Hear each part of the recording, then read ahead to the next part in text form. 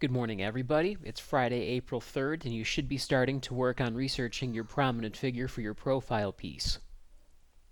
I'd like to remind you of some essential assignment guidelines for the profile, the first of which is that you need to make sure you're choosing a figure from your field. Remember that the name of the course is writing for the disciplines. In other words, you need to choose someone who is part of the discipline or career or field that you're studying. After that, we want to make sure that we remember that we're profiling that person we've chosen for one specific contribution that will give us the focus that we need to make sure that our essays remain unified and coherent. Remember that all background information that pertains to that person needs to be chosen specifically for the contribution that we're focusing on.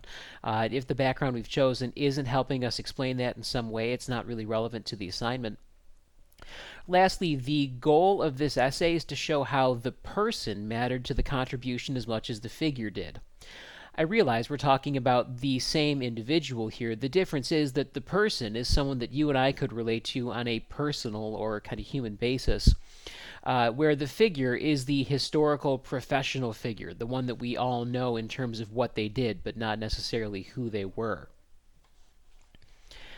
As you begin the research process, really I can think of two ways that you would likely do it, either through using sources like Google and Wikipedia or through the school library databases. There are good reasons to do either, but actually the best thing to do might be both, and I'll talk a little bit about all those points here.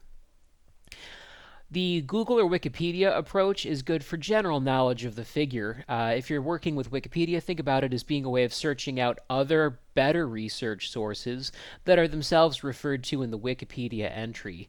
The Wikipedia entry isn't necessarily going to be good for us. Of course, those are written by regular individuals like you and me, not necessarily professional researchers. So we don't have a good guarantee of exactly how high quality that's going to be. But the chances are good that the person who wrote the Wikipedia entry was actually referring to other high quality resources themselves. So, given the way that we've got a better guarantee of quality if we're looking at their sources, that's the way I'd recommend doing it. The other thing to consider here is exactly how new, current, old, or established the figure is that you're working with. Older, more established figures, that is, people who were born, lived, and died way before the point in time where we are right now, they're simply going to be a lot easier to get information on this way because of how well established they are. Given the way that Wikipedia works, it is the best repository for already established information, that is, information that we all sort of agree upon, but it's not really good for anything more current. So, if rather than the older, more established figures, you're working with a newer, more current one, Wikipedia is just not going to be helpful here. Either there's not going to be much information, or unfortunately, the information you find is just more likely to be biased. So, know that now. Now, like I said, the other way of beginning this research is through the library databases, and I've got to make sure to state right now as clearly as possible that using these will save time, even factoring in the additional effort that they might require. The number one reason for this is the fact that they're curated. All of the informational resources that we get through those library databases have been chosen specifically for their high quality.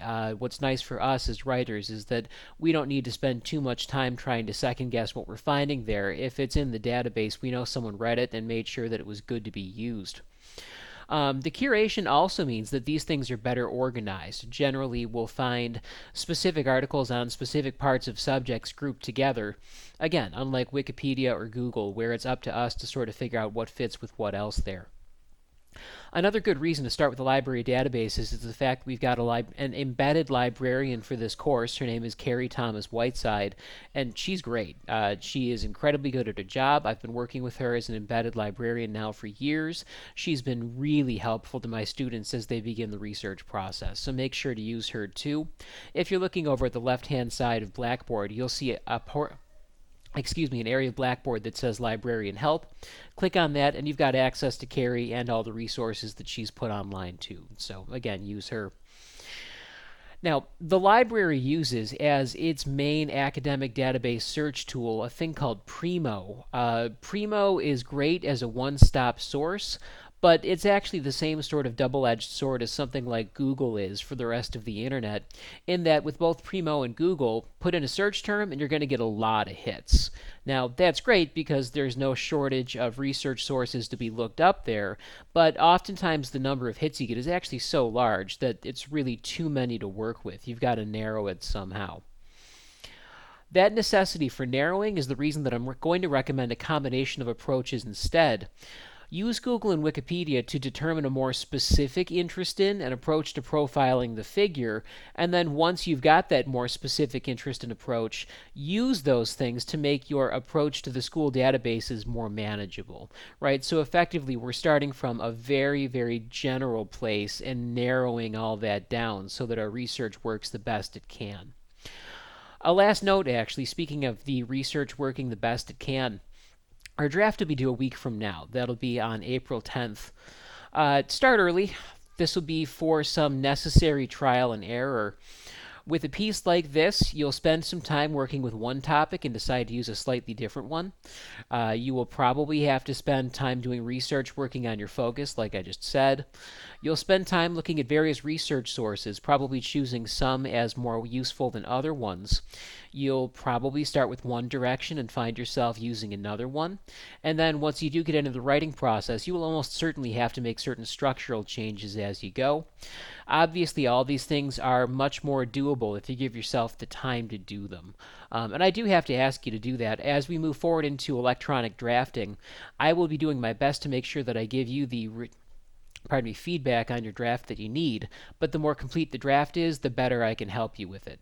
The opposite is also true. If the draft is incomplete, I'm afraid there isn't very much I can do for you with it, unless we put aside some additional time to meet, and we definitely can too. But that's going to mean more effort on your part after the fact. For now, good luck on the research. Enjoy your weekend, and I will be in more touch with everybody next week. Thanks.